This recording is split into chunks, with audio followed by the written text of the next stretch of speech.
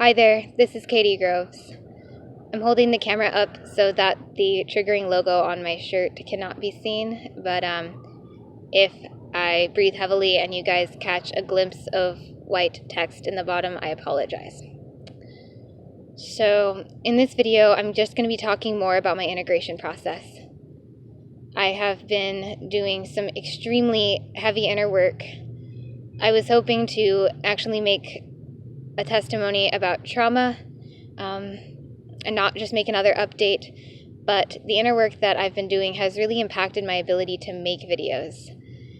Before, we had a set of alters whose job it was to coordinate how to make the videos, what topics to choose, and who to come out when, but now we don't have all those alters anymore. They've integrated, and we're having a hard time adjusting to the new integration.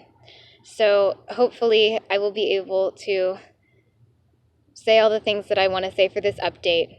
It's just requiring me to actually remember stuff instead of relying on parts to remember stuff for me, and that's kind of hard.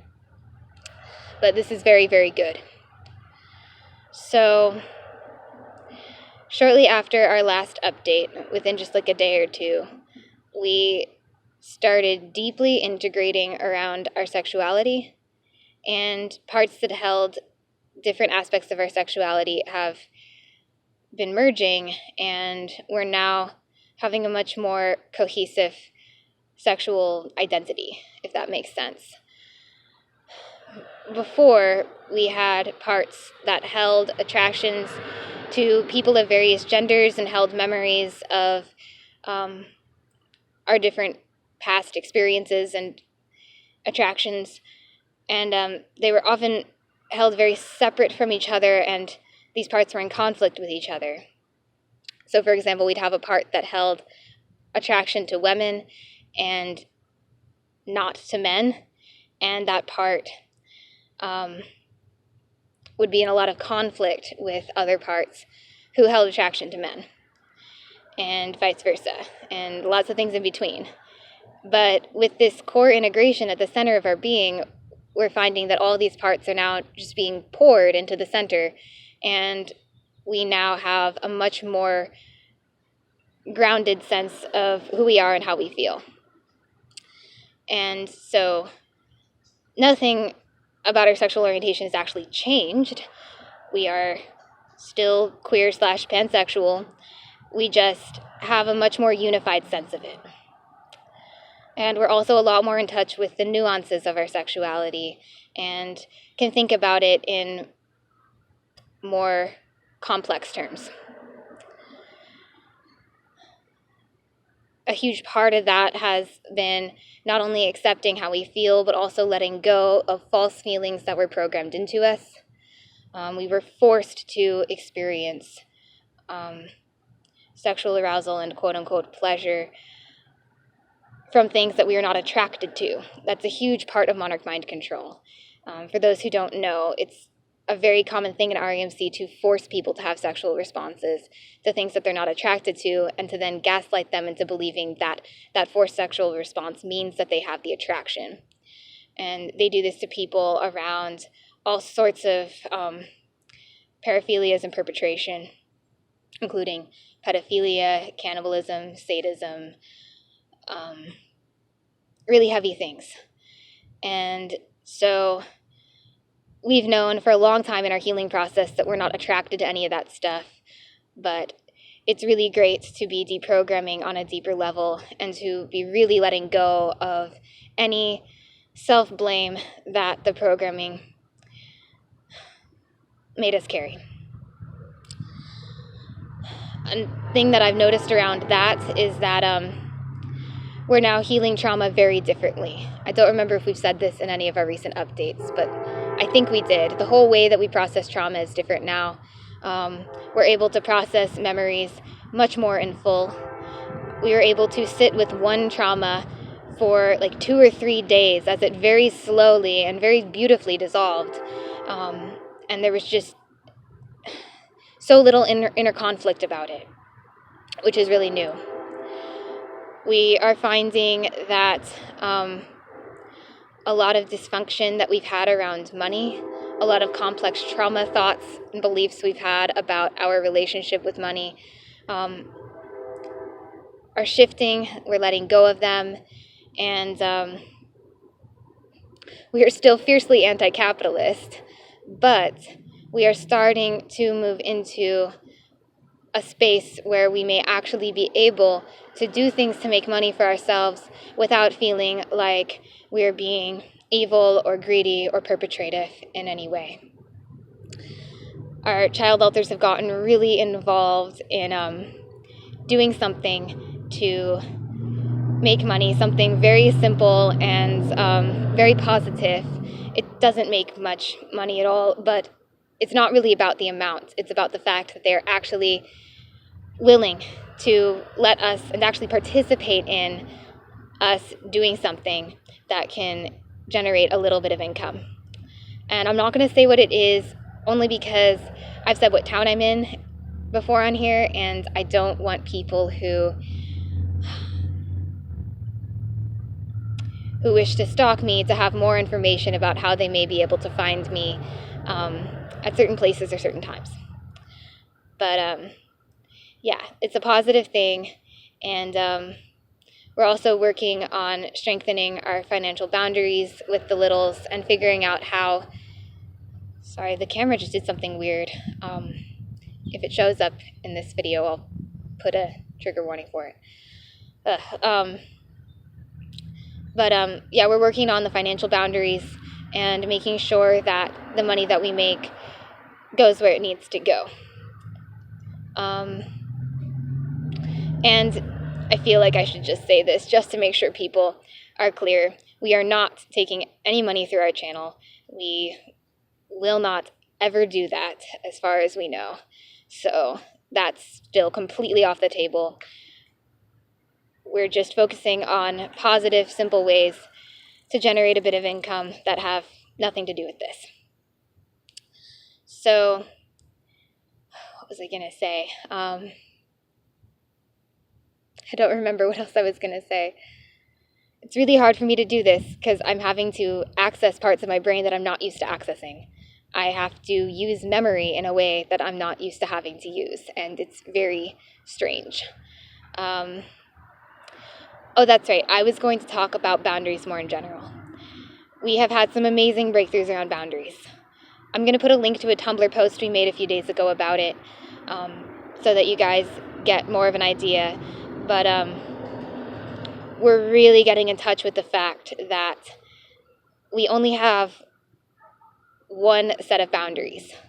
Now, we may have different boundaries based on our relationships with different people. Like, it may be okay for one person to do something with us or around us, but not another person. But what I mean is that at the core, none of our boundaries are different from each other's as alters in the system.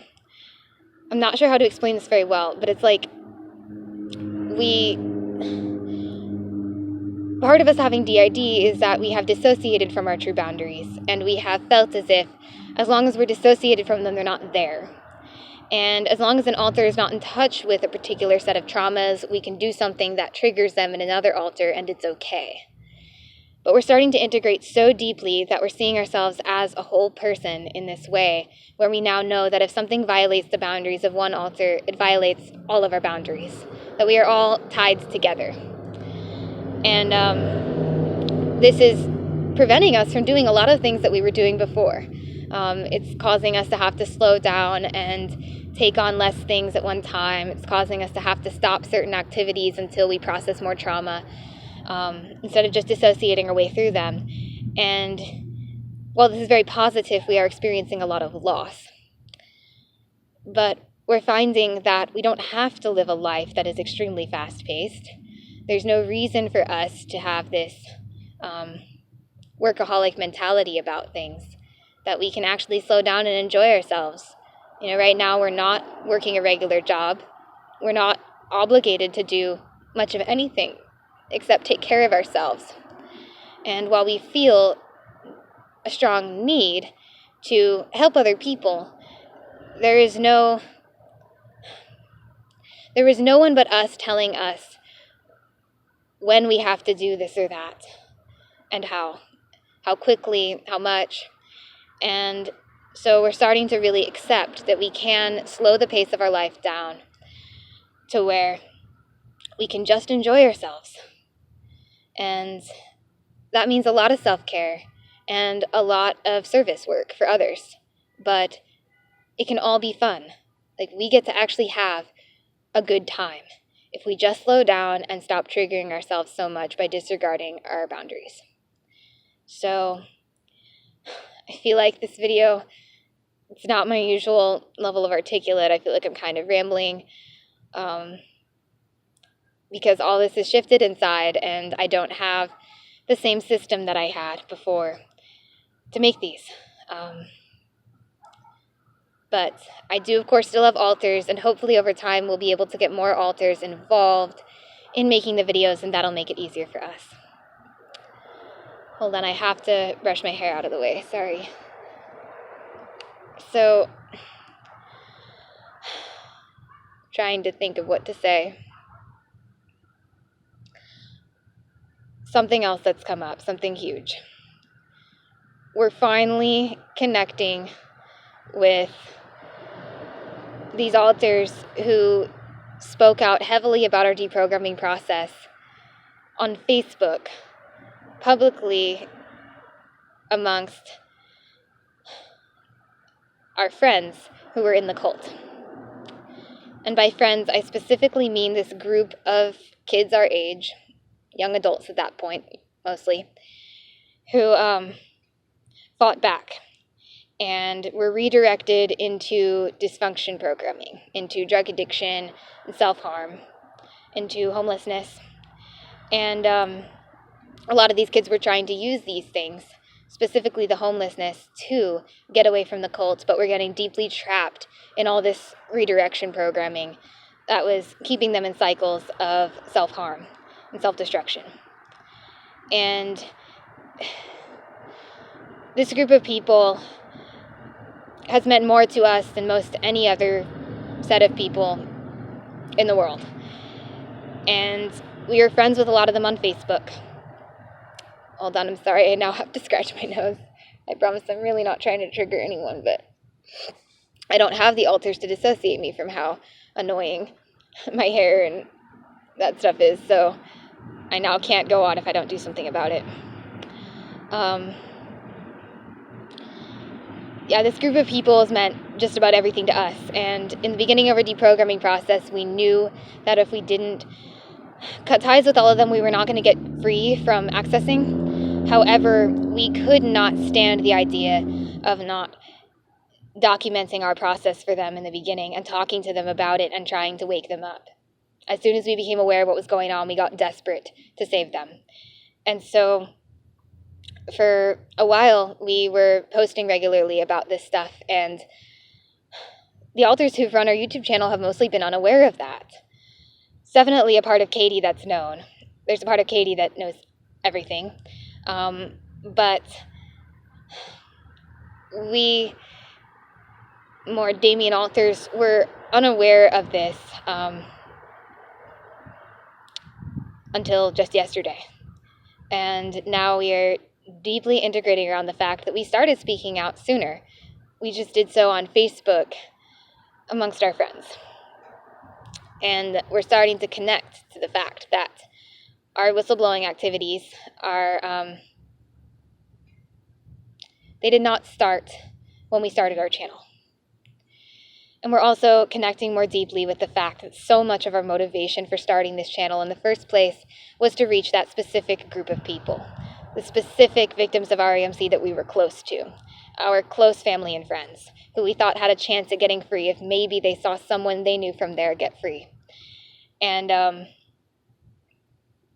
we're starting to deeply accept that so far, no one has actually come forward who is part of that group as a result of what we're doing, as far as we know.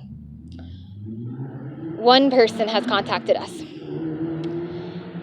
Someone we were close to more than most. And they have said things to indicate that they may be waking up. However, I can also tell that they're being used on some level to try to trigger me, and so I'm keeping a distance. But to that person, if you know who you are, I want you to know that if you do choose to come forward, if you are able to actually identify yourself as a Monarch victim and come forward, I will do everything that I can to support you without putting either of us at risk of further accessing.